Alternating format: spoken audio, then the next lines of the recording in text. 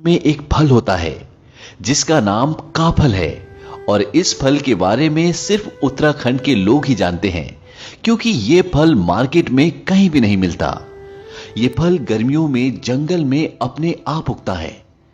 और जब ये फल आता है, इस फल के साथ दो चिड़ियाएं भी आती हैं, जिनमें से एक चिड़िया कहती है, काफल पाको मिलनी चाको, यानी काफल पक गए लेकिन मैंने नहीं चखे। और दूसरी कहती है, पताच बेटी पताच, यानी पता है बेटी पता है। तो ये दो चिड़ियाएं काफल के साथ क्यों आती हैं और ये ऐसा क्यों बोलती हैं? इसके पीछे एक दर्द भरी कहानी है। ये बहुत समय पुरानी बात है। उत्तराखंड के छोटे से गांव में एक मां और बेटी रहती थी, जो बहुत गरीब थी और उनके पास आय का कोई भी साधन नहीं था। उनके पास एक छोटा सा खेत था, जिस पर उस बच्चे की मां खेती कर कर बहुत मुश्किल से अपनी गुजर बसर करती। लेकिन जब भी काफल का मौसम आता तो उस बच्चे की मां जंगल से काफल तोड़कर लाती और उन्हें बेचकर कुछ पैसे कमा लेती, जिसकी वजह से उनके कुछ दिन आराम से निकल जाते। उस बच्ची की मां को पूरा साल काफलों का इंतजार रहता। एक सुबह की बात है, उस बच्ची की मां सुबह सुबह जंगल से काफल तोड़कर ले आई। लेकिन उस सुबह उसे खेतों में काम करने के लिए जाना था। उसने सोचा कि वो शाम को काफल बेचने जाएगी।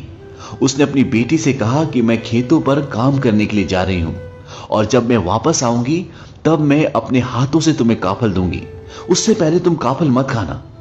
और वो खेतों में काम करने के लिए चली गई। इस वीडियो को आगे देखने से पहले डिस्कवर चैनल को सब्सक्राइब करें और बेल आइकन भी दबाएं, ताकि जब भी हम कोई नया वीडियो डालें तो उसकी नोटिफिकेशन आपको मिल जाए। और जब वो थक हार कर खेतों से वापस आई तो उसने देखा कि टोकरी में काफल बहुत कम बचे थे। ये देखकर उसे बहुत गुस्सा आया। उसने सोचा कि मैं सुबह सुबह काफल तोड़ने गई, उसके बाद खेतों पर काम करने गई और मेरे कहने के बावजूद इसने काफल खा ली। उसकी बच्ची काफल की टोकरी के पास ही सो रही थी। उसने गुस्से में एक जोरदार मुक्का अपनी सोती हुई बेटी को मारा और वो मुक्का लगने के बाद उसकी बेटी कभी नहीं उठी। वो हमारी दुनिया छोड़कर हमेशा के लिए चली गई। हालांकि उसकी मां का ऐसा कुछ भी इरादा नहीं था, लेकिन होनी को कौन टाल सकता है। और इस घटना के बाद उसकी मां कई घंटों तक उसी के सामने बैठी रही। दरअसल उस बच्ची ने काफल नहीं खाए थे। दिन में गर्मी बढ़ने के कारण काफलों की नमी कम हो गई थी और वो सिकुड़कर छोटे हो गए थे, और इसलिए उसकी मां को लगा कि टोकरी में काफल कम है। जैसे जैसे शाम हुई वैसे वैसे हवा में ठंडक और नमी बढ़ी और काफल वापस अपने साइज में आ गए। ये देखकर मां को पूरी कहानी समझ में आ गई और उसको एक गहरा सदमा पहुंचा, और वो भी उसी शाम अपनी बेटी के साथ हमारी इस दुनिया को छोड़कर हमेशा के लिए चली गई। कहा जाता है कि उस मां और उस बेटी की आत्मा दो चिड़ियाओं में चली गई, जो हर साल गर्मियों के मौसम में आती हैं, जब काफल आते हैं। और उसकी बेटी कहती है कि काफल पाको मिलनी चाको, यानी कि मां काफल पक गए मैंने नहीं चखे। और उसकी मां कहती है, पताच बेटी पताच, यानी मुझे पता है बेटी पता है।